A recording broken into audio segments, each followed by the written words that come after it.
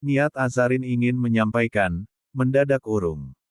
Dia bergegas kembali ke kamarnya, sambil berusaha menahan tangis di tengah gemuruh kecewa di hatinya.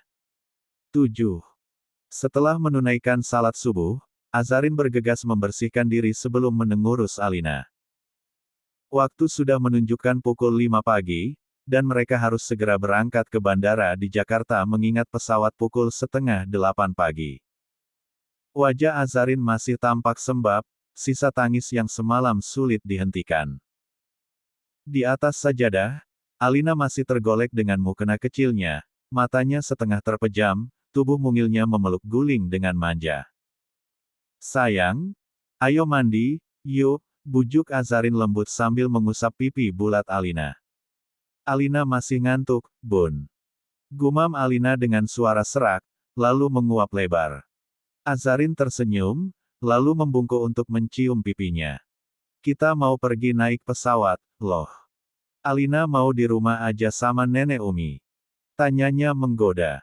Mata Alina langsung terbuka lebar. Dia mendadak duduk tegak, tatapannya terkejut. Mau sama Bunda? Serunya, lalu mengangkat kedua tangan, meminta digendong. Azarin tertawa kecil, lalu mengangkat tubuh mungil Alina ke dalam pelukannya. Kehangatan Alina seolah menjadi penawar segala rasa sakit yang menyelimuti hatinya. Perginya sama siapa, Bunda? Tanya Alina, menempelkan kepala di dada Azarin, matanya masih berat menahan kantuk. Ada ayah, nenek, dan kakek, jawab Azarin sambil mengusap punggung kecil Alina. Nenek Umi gak ikut. Azarin menggeleng. Nenek Umi lagi ada urusan, sayang. Alina mengerutkan kening, lalu kembali bertanya polos, memangnya kita mau kemana, Bun? Ke Mekah? Iya. Kayak kata ayah, biar bisa bobo sama bunda kita harus ke Mekah. Lagi dan lagi Azarin hanya menahan napas mendengar Alina mengulangi kalimatnya kemarin. Namun, kali ini dia tak bisa menahan senyum. Gadis kecil ini memang luar biasa cerdas untuk usianya yang baru 3 tahun lebih, dia terkekeh sambil mengusap lembut kepala Alina. Tidak, sayang. Bunda mau pergi ke rumah teman dulu, jawab Azarin, mencoba mengalihkan. Teman Bunda siapa? Alina terus penasaran, tetapi Azarin hanya menepuk lembut punggungnya, memberi isyarat agar dia berhenti bertanya. Sekarang ayo mandi, biar kita gak telat, ujarnya, memaksa Alina berdiri. Dia membantu melepas mukena dan pakaian gadis kecil itu dengan hati-hati, lalu membimbingnya ke kamar mandi. Di tengah percikan air dan suara gemericik, pertanyaan-pertanyaan kecil Alina terus berlanjut. Namun, Azarin hanya tersenyum, menjawab seadanya sambil sesekali mengecup kepala mungil yang kini menjadi pusat dunianya. Azarin telah siap dengan gamis warna merah muda senada dengan gamis Alina. Namun, gadis itu sempat merengek ingin mengenakan cadar seperti Azarin, tetapi pakaian yang dibawa Vera semalam hanyalah gamis serta hijab saja. Beruntung, Azarin berhasil membujuk. Kita sarapan dulu, ya, sambil nunggu ayah datang, ujar Azarin lembut sambil menggendong Alina. Tangan lainnya memegang tas ransel kecil berisi pakaian ganti dan alat salat. 8. Saat menuruni tangga, Alina mulai bersenandung solawat dengan suara kadelnya. Lirik yang salah di sana-sini membuat Azarin tersenyum dan sesekali membenarkan dengan lembut. Namun, langkah Azarin terhenti di ambang pintu ketika tiba di ruang makan. Di sana, dia melihat ibunya tengah sibuk menata makanan ke dalam kotak-kotak bekal. Azarin memilih tidak berkata apa-apa, bahkan sengaja memalingkan muka. Dengan tenang, dia mendudukkan Alina di kursi dan mulai menyiapkan sarapan untuknya. Herlina, yang awalnya terkejut melihat kedatangan Azarin, kini tampak bingung. Dia memandang putrinya yang sudah rapi dengan pakaian bepergian. Mau kemana, nak? Tanya Herlina, suaranya penuh rasa ingin tahu. Azarin, yang tengah menuangkan sereal ke mangkuk Alina, menjawab tanpa menoleh.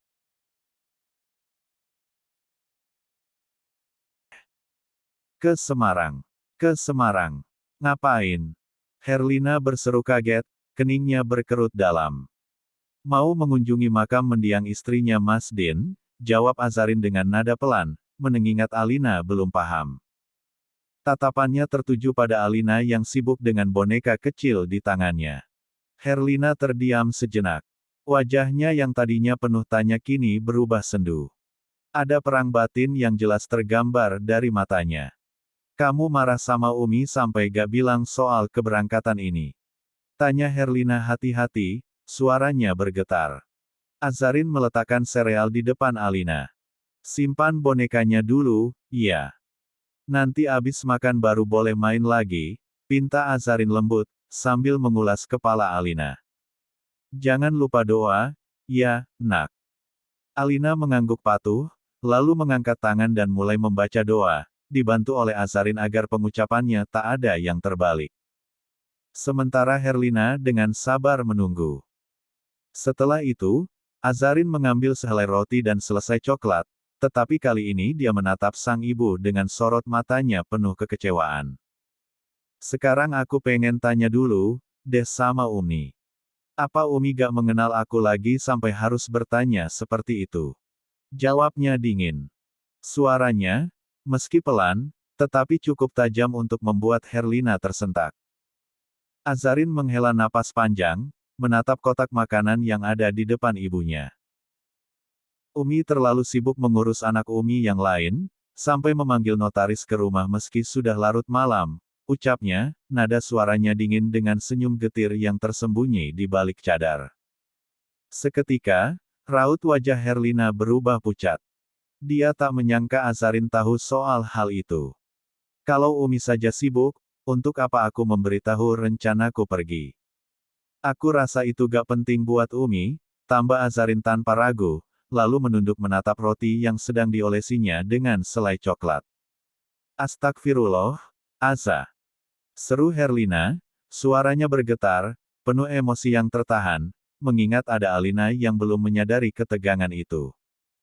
Dia menarik kursi dan duduk tepat di hadapan Azarin. Kenapa kamu bicara seperti itu, nak? Umi tidak pernah membeda-bedakan kalian.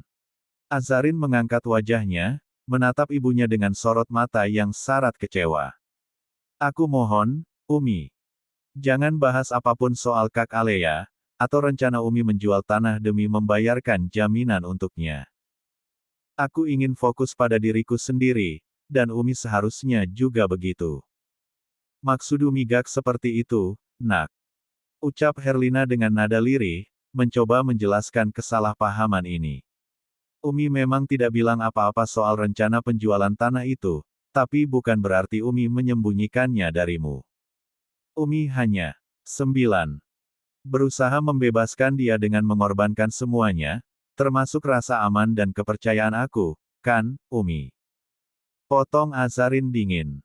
Herlina menunduk, matanya mulai berkaca-kaca. Mohon maafkan Umi kalau jalan yang Umi ambil salah, nak.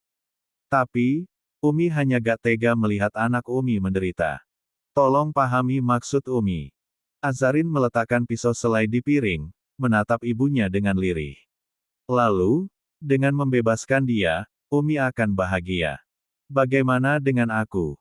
Apa Umi juga bahagia kalau Alea terus membuat aku menderita? Herlina menggeleng lemah, air mata menggantung di pelupuk matanya. Bukan begitu, nak. Umi hanya. Gak perlu menjelaskan apa-apa lagi, Umi. Azarin menarik napas panjang, suaranya terdengar lebih pelan, namun tegas. Aku masih tinggal di sini hanya karena aku menghargai Umi, walaupun aku tidak lagi merasa nyaman di rumah ini.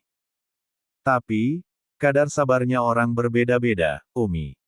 Aku mohon, jangan pernah sebut nama itu lagi di depan aku. Setelah berkata demikian, Azarin kembali fokus pada roti di piringnya.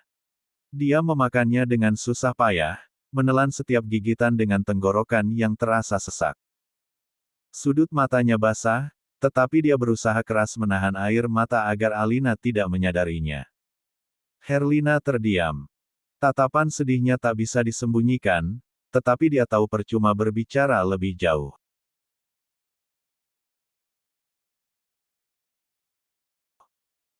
Azarin akhirnya meletakkan rotinya, tangannya meraih ponsel di dalam tas.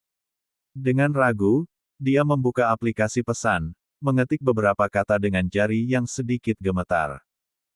Dia sebenarnya malu menghubungi Din lebih dulu, tetapi suasana rumah ini sudah membuatnya sesak. Assalamualaikum, Mas. Di mana? Masih lama gak? Setelah mengirim pesan, Azarin menghela napas. Matanya beralih pada Alina, yang menjadi satu-satunya penenangnya saat ini. Bunda, mau minum? Ucap Alina dengan suara kecil, membuat Azarin tersenyum lembut di balik cadarnya. Iya, sayang. Sini, Bunda bantu. Azarin menyodorkan gelas ke bibir mungil Alina dengan hati-hati. Bunda, ayah masih lama gak? Tanya Alina polos setelah selesai minum. Sebentar lagi, sayang. Ayah bilang gak lama lagi sampai. Azarin tersenyum kecil, berusaha menenangkan anak itu. Di saat yang sama, ponselnya bergetar. Pesan balasan dari Din masuk. Sudah dekat. Tunggu, ya. Aku akan segera sampai. Azarin mengembuskan napas lega, lalu menatap Alina lagi dengan senyuman yang lebih tulus. Habisin ya, makanannya. Sebelum ayah datang. Dia berusaha mengisi komunikasi dengan Alina, agar tak lagi mendengar permintaan sang ibu. Setelah Din tiba, mereka pun langsung berpamitan mengingat tak banyak waktu. Tidak lupa, Din berjanji akan menjaga Azarin selama perjalanan hingga kembali dengan selamat. Mobil melaju meninggalkan Sukabumi menuju Jakarta. Din duduk di balik kemudi, dengan Pak Argatama di sampingnya, sedangkan di kursi belakang, Bu Mahira duduk bersama Azarin dan Alina yang sibuk bermain boneka di tengah-tengah mereka. 10. Sepanjang perjalanan, Azarin lebih banyak terdiam, menatap jalanan yang terus berlalu. Sementara itu, Bu Mahira fokus berzikir dengan tasbih di tangannya, matanya terpejam, seolah menikmati ketenangan. Din sendiri sibuk berbincang dengan ayahnya, tetapi sesekali, dia melirik ke kaca spion tengah untuk memperhatikan Azarin yang tampak tenggelam dalam pikirannya. Tak terasa, mereka pun sampai di bandara. Setelah menyelesaikan prosedur penerbangan, mereka memilih menunggu di ruang tunggu lantai atas. Azarin tetap terlihat pendiam, hanya merespons ketika ada yang bertanya atau saat Alina mengajaknya bermain. Din, yang mulai tidak tahan melihat sikap diam Azarin, berinisiatif membeli sesuatu. Dia berjalan menuju gerai makanan, memilih dekamomil hangat, lalu kembali menghampiri Azarin yang duduk sendiri. Alina kini sudah berada di pangkuan Bu Mahira. Minumlah, ujar Din, menyerahkan gelas kertas berisi teh hangat itu kepada Azarin. Dis duduk di kursi yang sama, tetapi menyisakan sedikit jarak agar tetap menjaga batas. Azarin menatap gelas itu dengan bingung. Ini apa, Mas? Tanyanya pelan. Teh hangat. Mungkin bisa bikin perasaanmu lebih baik, kata Din lembut. Azarin mengangguk pelan, menyeruput teh itu sedikit demi sedikit. Terima kasih, Mas. Terima kasihnya gak aku terima, potong Din, nada bicaranya setengah bercanda, tetapi serius. Azarin mengerutkan dahi. Hah? Kenapa, Mas? Karena gak perlu ada terima kasih di antara kita. Apapun yang aku kasih untukmu, itu sudah jadi tugasku. Termasuk membuat kamu tersenyum lagi, jawab Din sambil tersenyum tipis. Azarin terdiam, memandangi di tangannya. Sikapnya semakin meyakinkan Din bahwa ada sesuatu yang mengganjal pikirannya. Apa yang kamu pikirkan, Za? Tanya Din lembut. Boleh gak aku tahu? Bagi sama-sama bebannya. Azarin menggeleng pelan. Dia tahu Din sudah terlalu banyak memikul tanggung jawab, apalagi dengan persiapan pernikahan mereka yang semakin dekat. Tidak apa-apa, Mas. Aku cuma kepikiran soal Kak Alea. Mas tahulah, jawab Azarin singkat, mencoba menghindar. Din menatap Azarin dengan serius. Aku tahu ini soal Kak Alea, tapi aku juga tahu ada hal lain yang kamu sembunyikan.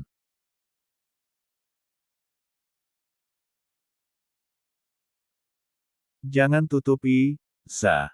Aku mungkin tunanganmu, tapi aku tahu apa yang kamu rasakan. Kamu selalu gagal menyembunyikan perasaanmu dariku. Azarin semakin menunduk, memegang gelas de itu erat dengan kedua tangannya. Dis merasa seperti seluruh pikirannya terbaca dengan jelas. Kalau kamu butuh tempat untuk berbagi, jadikan aku pundakmu, Za, ucap Din penuh arti. Azarin menghela napas panjang sebelum akhirnya berkata, asteris ini soal Umi, Mas. Umi Keke ingin Kak Alea bebas. Aku bingung harus bersikap bagaimana.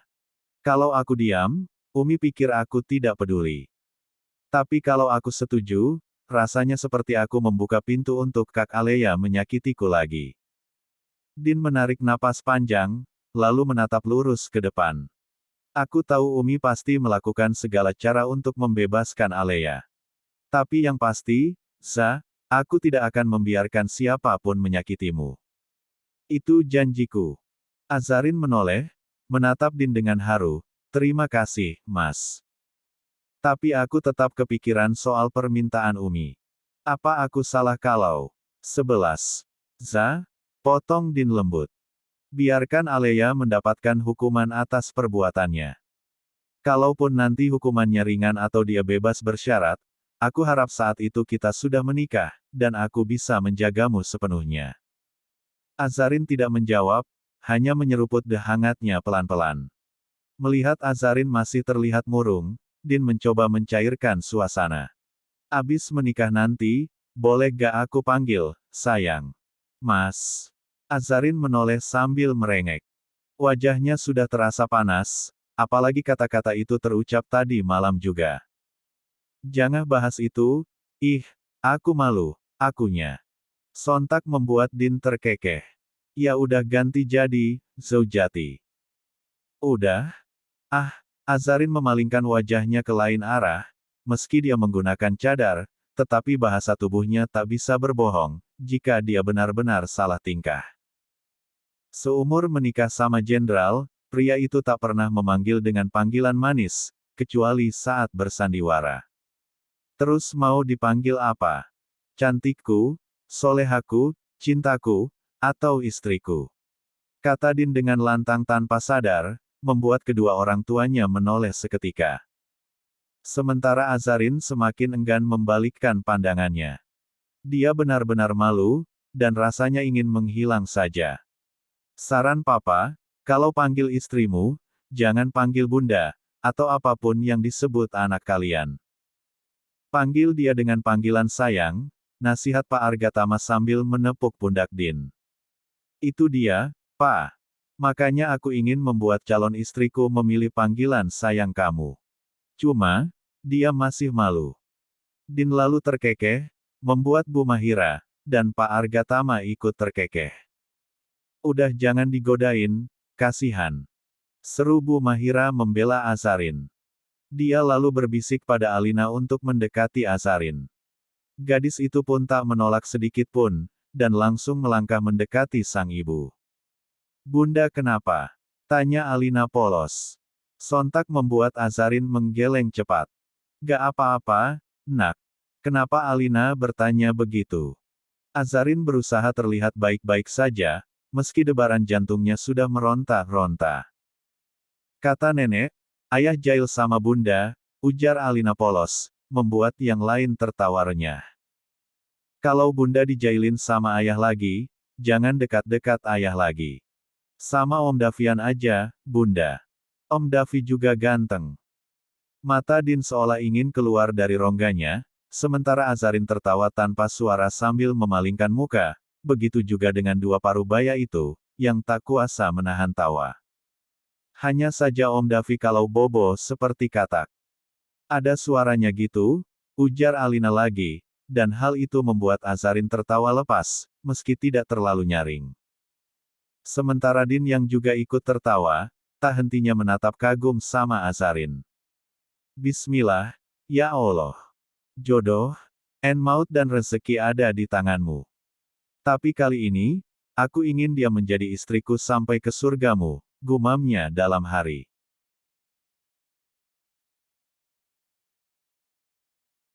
12.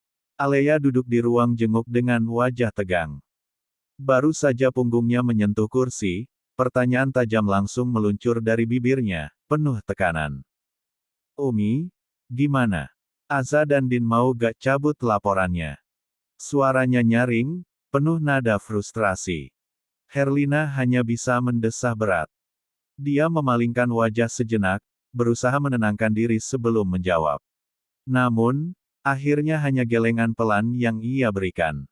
Alea langsung meledak. Ya Allah, Umi. Kenapa sih mereka keras kepala banget? Aku ini kakaknya, masa gak ada rasa kasihan sedikit pun? Bentaknya, suaranya naik 2 oktav.